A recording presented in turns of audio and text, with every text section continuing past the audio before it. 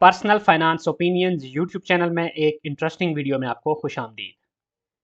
हमारे इस चैनल पे अक्सर व बेशतर जो वीडियोस मैं बनाता हूँ उसमें हमेशा से कोशिश ये होती है कि लॉन्ग टर्म इन्वेस्टमेंट जो है और ब्लू चिप स्टॉक्स में जो डिविडेंड पेइंग स्टॉक्स हैं उनमें जो इन्वेस्टमेंट्स होती हैं उन्हीं को प्रमोट किया जाए और उसी हवाले से जो डेटा है, मटेरियल है, कंटेंट है वो आपके साथ वक्तन फ़वक्तन शेयर किया जाता है।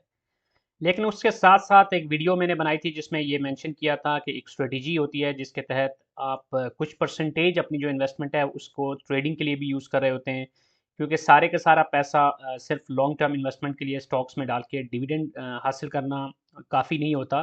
पाकिस्तान की स्टॉक मार्केट की जो नेचर है, जिस तरह डायनामिक्स यहाँ पे चेंज होते रहते हैं, तो इसमें आपको दोनों स्ट्रेटजीज़ को यूज़ करना पड़ता है। हमारे यहाँ स्टॉक मार्केट में 2 तरह के लोग हैं, मेजॉरिटी अगर देखा जाए तो एक तो वो हैं जो कि प्योरली लॉन्ग टर्म इन्वेस्टर्स हैं, जिन्होंने कुछ अच्छे ब्लू चिप स्टॉक्स के अंदर अपना पैसा इन्वेस्ट किया और फिर वो चुप होके बैठ के और आराम से उनको जो डिविडेंड है वो मिल रहा है। लेकिन दूसरी तरफ एक बड़ी तादाद में वो लोग हैं जो कि ट्रेडर्स हैं, जो कि इंट्राडे ट्रेडिंग कर रहे होते हैं, डे ट्रेडिंग कर रहे होते हैं या स्विंग ट्रेडिंग कर रहे होते हैं। ये वो लोग हैं जो कि कैपिटल गेन के लिए शेयर्स को अच्छी कीमत पे खरीद कर फिर मुनासिब मौका की तलाश करते हैं और उस पे उसको बेच देते हैं और यूँ उनको वहाँ पे प्रॉफ़िट हो रहा होता है। अब एक लॉन्ग टर्म इन्वेस्टर के लिए जो कि 9 टू 5 जॉब भी कर रहा है या फिर वो ऐसा बंदा है जो कि टेक्निकल्स पे बहुत ज़्यादा अबूर नहीं रखता, तो उसके लिए इतना आसान नहीं होता कि इन सारी चीज़ों को देख सके। और हमने ये भी देखा कि बहुत सारे लोग जो कि बगैर सफिशिएंट नॉलेज के और बगैर प्रॉपर एक्सपोज़र और एक्सपीरियंस के जब ट्रेडिंग में आते हैं, तो वो फिर अपना जो सरमाया होता है उसको बड़ी तेज़ी से डिप्लीट कर लेते हैं, लॉस कर देते हैं। होता ये है कि वो मुख्तलिफ ट्रेड्स ले रहे होते हैं बगैर देखे, बगैर समझे और फिर उसमें उनके बार-बार स्टॉप लॉस जो हिट होते रहते हैं, तो करते-करते ये होता है कि उनका जो सरमाया है वो डूब जाता है, वो ख़त्म हो जाता है। तो एज़ अ इन्वेस्टर या as a long term investor कौन-सी स्ट्रेटजी है जिसको मैं फ़ॉलो करता हूँ, जिसे मैं डिफेंसिव स्विंग ट्रेडिंग स्ट्रेटजी बोलता हूँ, जिसमें कि रिस्क फैक्टर मिनिमम है और जो पोटेंशियल प्रॉफ़िट या पोटेंशियल गेन है वो ज़्यादा है। तो उस हवाले से इस वीडियो में मैं बात करूँगा और साथ-साथ मैं एक चीज़ वाज़ेह कर दूँ कि ये जो स्ट्रेटजी है, जो मैं यूज़ कर रहा हूँ, ज़रूरी नहीं कि यही स्ट्रेटजी आपके लिए भी सक्सेसफुल हो और कोई भी एक स्ट्रेटजी फुल प्रूफ स्ट्रेटजी नहीं होती। और इसमें भी आपको कुछ हद तक लॉस भी हो सकता है और जितना ज़्यादा आप इसमें नॉलेज के साथ करेंगे, जितना ज़्यादा सोच समझ कर करेंगे, उतना ज़्यादा आपको फ़ायदा हो सकता है। जिस स्ट्रेटजी को मैं फ़ॉलो करता हूँ, उसकी जो बेसिक प्रीरेक्विज़िट है, उस हवाले से ऑलरेडी मैंने एक वीडियो भी बनाई थी कि मैं अपनी इन्वेस्टमेंट्स के अंदर स्टॉक मार्केट में 80-20 रूल को फ़ॉलो करता हूँ और इस 80-20 रूल में ये होता है कि 80% जो मेरी इन्वेस्टमेंट्स होती हैं, जो सरमाया है, वो मैंने long term blue chip dividend paying stocks के अंदर लगाया हुआ है for the purpose of a consistent passive income in the form of dividends. अब जो बकिया 20% है उसको मैं यूज़ करता हूँ स्विंग ट्रेडिंग के लिए। तो ये एक बुनियादी फ़र्क है एक टिपिकल ट्रेडर के और एक इन्वेस्टर के अप्रोच के अंदर और मेरी ये स्ट्रेटजी यहीं से एक डिफेंसिव टच दे देती है। क्योंकि जब आपने 80% को ब्लू चिप में अच्छे भले स्टॉक्स को जिनमें अच्छी आपको डिविडेंड यील्ड मिल रही है और जहाँ पर आपको मालूम है कि वो कंपनीज़ ऐसी हैं जिनके फंडामेंटल्स स्ट्रॉन्ग हैं और जो अपने कोर बिजनेस के हवाले से भी और ओवरऑल स्टॉक मार्केट में ट्रेडिंग के हवाले से भी बड़ी स्ट्रॉन्ग है, तो वो आपको डिफेंस प्रोवाइड कर देती हैं। उसके बाद जो बकिया 20% है उसमें अब आपके पास रिस्क फैक्टर ऑटोमेटिकली कम हो जाता है कि आप सिर्फ 20% अपना सरमाया है जिसको आप ट्रेडिंग के लिए यूज़ कर रहे हैं। अब इस 20% के अंदर भी मजीद किस तरह इस रिस्क को मिटिगेट किया जा सकता है, मिनिमम किया जा सकता है, उस हवाले से जो दूसरा स्टेप है इसके अंदर, वो ये है कि जो स्विंग ट्रेडिंग में कर रहा होता हूँ 20% सरमाए से, वो भी सिर्फ़ और सिर्फ़ उन्हीं स्टॉक्स में कर रहा होता हूँ, जो कि डिविडेंड भी पे कर रहे हों और इसमें पेनी स्टॉक्स शामिल नहीं होते। अब ये बड़ी इंटरेस्टिंग चीज़ है और इसको मैं क्यों कर रहा होता हूँ, इसकी फ़िलॉसफ़ी भी मैं आपको बताता चलूँ कि जब आप ट्रेडिंग कर रहे होते हो, अगर तो आप नॉन डिविडेंड पेइंग स्टॉक्स के अंदर ट्रेडिंग कर रहे हैं, तो उसमें लेट्स सपोज़ कि आपने जो सोचा था या जो आपकी कैलकुलेशन थी या जो आपकी स्ट्रेटजी थी, उसके मुताबिक स्टॉक वक़्ती तौर पे परफ़ॉर्म नहीं कर रहा। तो उस सूरत में अगर आपको कैपिटल गेन नहीं भी मिल रहा, तो अगर तो ये डिविडेंड पेइंग स्टॉक्स हैं, तो इसमें 2 सूरतों में आपको फिर भी फ़ायदा हो सकता है। एक तो ये कि जब वो डिविडेंड पे करेगा, तो ऑटोमैटिकली डिविडेंड की मद में आपको कुछ रेवेन्यू जनरेट होगा, आपकी एक पैसिव इनकम उसमें से भी जनरेट हो रही होगी और दूसरा ये कि जो डिविडेंड स्टॉक्स होते हैं, उनके एक अलग से साइकिल्स भी बन रहे होते हैं। होता ये है कि जब कोई डिविडेंड स्टॉक अपने स्पेसिफिक पीरियड के अंदर डिविडेंड अनाउंस करता है, तो उस डिविडेंड की अनाउंसमेंट से पहले ही उस स्टॉक के अंदर एक अच्छी खासी मूवमेंट आपको देखने को मिलती है, क्योंकि इन्वेस्टर्स ये उम्मीद लगाए होते हैं कि ये अच्छा डिविडेंड देगा, तो उस वजह से उसके अंदर बाइंग होती है, और जब बाइंग होती है तो उसकी प्राइस ऊपर जाती है। तो यूँ एक और पोटेंशियल आपके पास अपॉर्चुनिटी वहाँ से भी जनरेट होती है कि उस स्टॉक की प्राइस ऊपर जा सकती है। फिर सेकेंडली, जब वो डिविडेंड अनाउंस कर देता है तो उसके बाद भी एक्स डेट से पहले बहुत सारे लोग होते हैं जो कि या तो उसको डिविडेंड हासिल करना चाहते हैं, या फिर उसमें से एग्जिट कर जाते हैं, प्रॉफिट टेकिंग करते हैं। तो वहाँ पर भी आपको एक पोटेंशियल अपॉर्चुनिटी मिल रही होती है कि अगर आप डिविडेंड नहीं भी लेना चाहते, तो चूँकि डिविडेंड की वजह से ऑलरेडी प्राइस के अंदर कुछ हद तक प्राइस इन्फ्लेट हो चुकी होती है, प्राइस ऊपर जा चुकी होती है, तो वहाँ पर भी आप उसमें से फ़ायदा हासिल कर सकते हैं एग्जिट करके। तो यूँ आप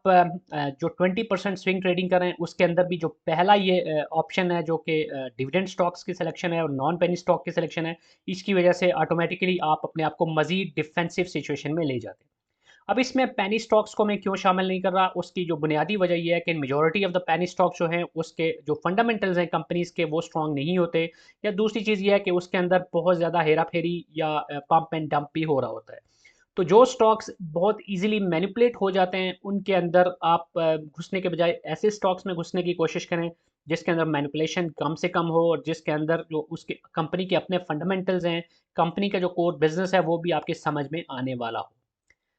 अब इसमें जो तीसरे नंबर पे जो स्टेप है वो ये है कि अब जब आप ट्रेडिंग के लिए स्टॉक्स को सेलेक्ट करते हैं, तो उसके लिए ज़रूरी है कि आप वो स्टॉक्स सेलेक्ट करें जिनका ट्रेडिंग वॉल्यूम अच्छा हो और उनकी बीटा वैल्यू हाई हो।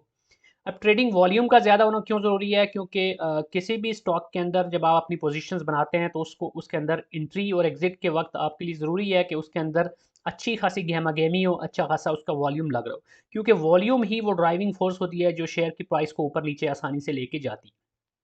एक ऐसा शेयर जो कि बहुत ही कॉर्नर शेयर हो, जिसके अंदर कोई वॉल्यूम्स ना होने के बराबर हो, तो उसमें आप फँस सकते हैं। उसमें अगर आपने एंट्री ले ली, तो हो सकता है कि आपको उसको बेचने में मुश्किल हो, और इवन एंट्री लेने के लिए भी आपको आसानी नहीं होगी, क्योंकि उसमें इतना ज़्यादा शेयर्स की बाइंग एंड सेलिंग हो ही नहीं रही होगी। इसलिए बहुत ज़रूरी है कि आप वॉल्यूम्स को देखें। और दूसरी चीज़ बीटा वैल्यू बेसिकली ये बताती है आपकी कि जो इंडेक्स की मूवमेंट है, उसके मुकाबले में उस पर्टिकुलर शेयर की मूवमेंट क्या है। तो बीटा वैल्यू जितनी ज़्यादा होगी, 1 या अबव होगी, तो इसका मतलब है कि वो काफ़ी ज़्यादा वोलेटाइल किस्म का शेयर है, और उसके अंदर अच्छी खासी मूवमेंट होती है। तो जितनी ज़्यादा मूवमेंट होगी, उतना ज़्यादा आपको पोटेंशियल अपॉर्चुनिटीज़ मिलेंगी जंप इन करने की और जंप आउट करने की। अब ये करना कैसे है, ये भी मैं आपको दिखाऊँगा। पहले सारी डिस्कशन होगी, फिर मैं आपको लाइव दिखाऊँगा कि आप डेटा पोर्टल से कैसे इन सारी चीज़ों को देख सकते हैं। एंड सब्सीक्वेंटली फिर आप जो ट्रेडिंग का प्लेटफ़ॉर्म है, जो मुख्तलिफ़ आपके ब्रोकर्स की तरफ से आपको टर्मिनल प्रोवाइड किए जाते हैं, जहाँ पर एनालिटिक्स प्रोवाइड किए जाते हैं, तो वहाँ पर आप कैसे चार्ट्स के ऊपर भी इन चीज़ों को देख सकते हैं। अब इसमें चौथी और बड़ी इंपॉर्टेंट चीज़ है, वो ये है कि जब भी आप किसी स्टॉक में ट्रेडिंग के लिए एंटर हो रहे हो, तो आपने ज़रूर पहले देखना है कि उसकी ट्रेंड लाइन क्या कह रही है। कोई भी स्टॉक जो ऑलरेडी एक बियरिश ट्रेंड में हो और उसका ट्रेंड डाउन जा रहा हो, उसके अंदर ट्रेडिंग के लिए एंट्री लेना हमाकत होती है। इसलिए ज़रूरी है कि आप पहले ट्रेंड को आइडेंटिफाई करें, शॉर्ट टर्म भी और लॉन्ग टर्म भी, कि उसका ट्रेंड किया जा रहा है। और अगर कोई स्टॉक अप ट्रेंड में है, तभी फिर आपने सब्सिक्वेंटली जो दीगर टेक्निकल्स हैं उनको देखना है, और फिर डिसाइड करना है कि अब ये बाइंग जोन में है या नहीं है। इसमें सपोर्ट एंड रेजिस्टेंस को देखा जाता है कि अगर कोई for example stock down trend में था, और उसने एक पर्टिकुलर सपोर्ट लेवल के ऊपर जाके सपोर्ट को लिया, और वहाँ से फिर उसने अपना ट्रेंड को रिवर्स कर दिया, और अब वो बुलिश ट्रेंड में चला गया, तो वो एक पोटेंशियल अपॉर्चुनिटी होती है कि आप वहाँ पर बाइंग करें, और फिर उस पर्टिकुलर जो अप ट्रेंड है या बुलिश ट्रेंड है, उसको एंजॉय करें। इसी तरह जब आप किसी स्टॉक में ऑलरेडी एंटर हो चुके होते हैं, और आप उसके ट्रेंड लाइन को फॉलो कर रहे हैं और दीगर इंडिकेटर्स को भी देख रहे हैं, तो ऐसे मौके पे जब आपको लगे कि अब ये पर्टिकुलर स्टॉक एक ख़ास पॉइंट पे जाके एक रेजिस्टेंस की वजह से अब नीचे आ गया है, और उसके ट्रेंड में भी सिर्फ एक ये फॉल्स सिग्नल की बेस पे नहीं, बल्कि आपको जब कंफर्मेशन मिल जाए दीगर इंडिकेटर्स की बेसिस पे भी कि अब ये रिवर्सल हो चुका है ट्रेंड का, तो उस मौके के ऊपर आप वहाँ से फिर एग्जिट ले सकते हैं, प्रॉफिट टेकिंग कर सकते हैं। अब इसमें एक और अप्रोच होती है शॉर्ट सेलिंग की भी, लेकिन शॉर्ट सेलिंग को मैं यहाँ पे डिस्कस नहीं करूँगा, क्योंकि कुछ रिलीजियस रीजंस की वजह से और दीगर रीजंस की वजह से उसको मैं फॉलो नहीं करता। इसलिए मेरी कोशिश होगी कि वही चीज़ें डिस्कस की जाएँ जो मैं खुद भी फॉलो कर रहा हूँ, और जिनकी बेसिस पे मैं अपनी ट्रेड्स ले रहा होता हूँ। अब हम चलते हैं पीएसएक्स के डेटा पोर्टल में, और वहाँ पर मैं आपको दिखाता हूँ कि ये जो बातें मैंने की हैं, इनको आप प्रैक्टिकली कैसे कर सकते हैं। अब यहाँ पर मैंने आपके सामने डेटा पोर्टल जो PSX का है dps.psx.com.pk, उसमें जो स्क्रीनर है इनका, जो कि आपको यहाँ पे मार्केट के ऊपर जाएँ तो आपको यहाँ स्टॉक स्क्रीनर मिलता है, तो इसको खोला हुआ है। अब यहाँ पर अगर आप देखें तो आपके पास बहुत सारे फ़िल्टर्स हैं जिनकी बेसिस पे आप फ़िल्टर करके अपने मर्ज़ी के जो शेयर्स हैं उनको सेलेक्ट कर सकते हैं। तो यहाँ पर सेक्टर वाइज़ नहीं बल्कि मैं ऑल सेक्टर्स में देखूँगा, लेकिन इंडेक्स के अंदर चूँकि मैं सिर्फ़ शरिया कंप्लायंट में देखना चाहूँगा तो इसलिए KMI ऑल शेयर्स को देखूंगा। KMI 30 में अगर आप देखेंगे तो सिर्फ 30 शेयर्स की आपको लिस्टिंग मिलेगी, इसलिए KMI ऑल शेयर्स को देखते हैं। और उसके बाद जैसे मैंने पहली चीज़ ये कही थी कि ये ज़रूरी है कि मैं वही शेयर सेलेक्ट करूँगा जिसमें डिविडेंड हो। तो डिविडेंड कुछ भी हो, 1% या उससे ज़्यादा भी हो तो उसको भी मैं इसको सेलेक्ट करूँगा। तो आप अपने तौर पे देख सकते हैं, चूँकि ये ट्रेडिंग के लिए कर रहे हैं तो इसलिए इतना मैटर नहीं करता कि कितना ज़्यादा डिविडेंड है, लेकिन होना चाहिए। तो अब मैं ये कर रहा हूँ कि 1% मिनिमम जो है ना वो डिविडेंड अगर है उस कंपनी के शेयर्स का, तो तभी उसको मैं यहाँ पे सेलेक्ट कर रहा हूँ। अब पेनी स्टॉक्स को अवॉइड करना है तो आप यहाँ पर प्राइस को भी देख सकते हैं। तो यहाँ पर फॉर एग्जांपल आप ये कर सकते हैं कि प्राइस, आपने सिर्फ वही शेयर लेने हैं जिसकी प्राइस एक पर्टिकुलर नंबर से ज़्यादा हो। तो अब यहाँ पर जैसे मैंने ये किया है कि प्राइस को मैं रख रहा हूँ 15 पे, कि वो शेयर्स ही सेलेक्ट करने हैं जिनकी प्राइस 15 रुपये या उससे ज़्यादा हो, डिविडेंड उनका 1% से ज़्यादा हो, और फिर उसके बाद जो इम्पोर्टेंट चीज़ है वो ये वॉल्यूम्स हैं। और यहाँ मैंने ये सेलेक्ट किया है कि 30 डेज़ का जो वॉल्यूम है वो सिग्निफिकेंट होना चाहिए। यहाँ पर मैं अभी 98K के ऊपर एज एन एग्जांपल रख रहा हूँ। अब यहाँ पर अगर आप देखें तो फिल्ट्रेशन के बाद आपको यहाँ पर जो नंबर ऑफ़ शेयर्स नज़र आ रहे हैं वो 40 हैं, 1 ऑफ 25 आउट ऑफ 40, क्योंकि मैं इसके 2 पेजेज़ में आ रहे हैं, तो टोटल जो शेयर्स आपको यहाँ पे नज़र आ रहे हैं वो 40 नज़र आ रहे हैं। अब यहाँ पर हम चेंज कर सकते हैं इसको, शो यहाँ पर मैं 50 कर देता हूँ ताकि सारे के सारे मुझे एक ही पेज के ऊपर नज़र आए। अब ये 40 वो शेयर्स हैं जो कि हमारा ये जो पहला क्राइटेरिया था उसके ऊपर पूरा उतर रहे हैं। अब यहाँ पर आप यहाँ पे सॉर्ट कर सकते हैं डिविडेंड यील्ड, इसमें से कुछ ऐसे हैं जिनकी बहुत ज़्यादा है, 66% जैसे लाल पीर की यहाँ पे नज़र आ रही है। लेकिन वॉल्यूम की एक बेस पे अगर हम देखें तो सबसे ज़्यादा जो वॉल्यूम इन शेयर्स में आपको नज़र आ रहा है वो OGDC में, फिर एयरलिंक हो गई, PPL है, लॉटे केमिकल है, हबको है, एंग्रो फर्टिलाइज़र है, साजगार है, Fauji fertilizer, Bin Qasim, PSO, Attock refinery, Meezan bank, Faysal bank, bank Islami, SNGP, Shell, and list goes on and on.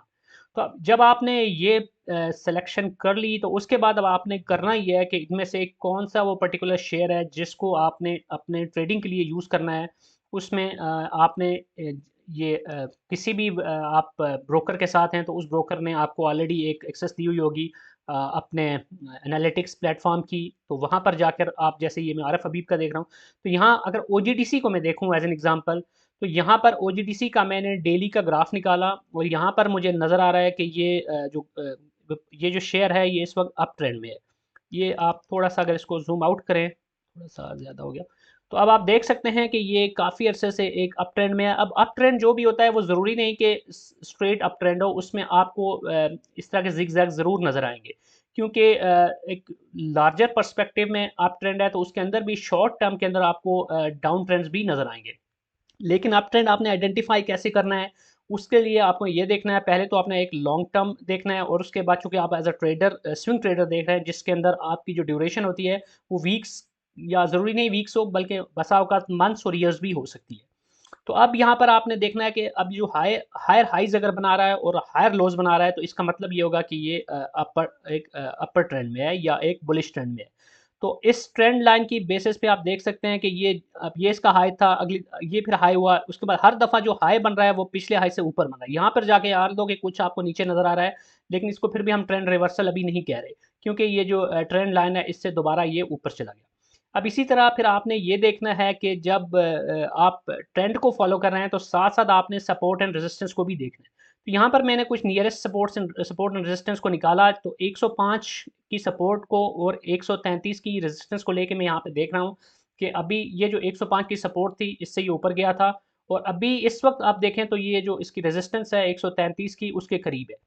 अब इस रेजिस्टेंस को अगर ये तोड़ देता है और इससे ऊपर चला जाता है तो इसको हम एक ब्रेकआउट कंसीडर करेंगे और उसकी बेसिस पे फिर हम इसमें मजीद एंट्री ले सकते हैं। इसी तरह यहाँ पर आप जब ये एंट्री ले रहे होते हैं तो आप फिर RSI को भी देख सकते हैं कि RSI क्या कह रही है, क्या ये इस वक्त ओवरबॉट है या ओवरसोल्ड है। तो ऑल दो कि इस वक्त ये ओवरबॉट में नज़र आ रहा है, लेकिन आइडियली अगर 50 या उससे नीचे आपको RSI मिल रही हो तो वो एक और आपको इंडिकेशन दे रहा होता है कि इस वक्त ये पर्टिकुलर शेयर जो है वो आपके लिए रीजनेबल पोजीशन पे है। अब यहाँ पर बहुत सारे वो लोग जो कि ट्रेडिंग करते हैं, वो शायद मज़ीद कुछ दीगर इंडिकेटर्स का भी सहारा लें, क्योंकि जो प्राइस एक्शंस हैं या इंडिकेटर्स हैं, वो 1 या 2 इंडिकेटर्स की बेसिस पे आप 100% कंफर्म नहीं हो सकते। और दूसरी चीज़ ये है कि आप सारे के सारे इंडिकेटर्स, सारे के सारे सिग्नल्स को भी यूज़ कर लें, फिर भी जो ट्रेडिंग होती है इसके अंदर पोटेंशियल आपको ये होता है कि आपकी जो असेसमेंट है, जो आपकी कैलकुलेशन है, वो बसा औक़ात गलत भी हो सकती है। क्योंकि बहुत सारे माइक्रो एंड मैक्रो अवामिल होते हैं जो कि इसको डिक्टेट कर रहे होते हैं। क्योंकि हर चीज़ अगर सिर्फ़ और सिर्फ़ सिग्नल्स की बेसिस पे ही मूव कर रही हो, फिर तो किसी से गलती ही ना हो। बहुत सारी चीज़ें होती हैं, जैसे मुल्की लेवल के ऊपर इकॉनमी के फैक्टर्स को ले लें, किसी कंपनी की बिज़नेस को लेके, या फिर उस सेक्टर के बिज़नेस को लेके,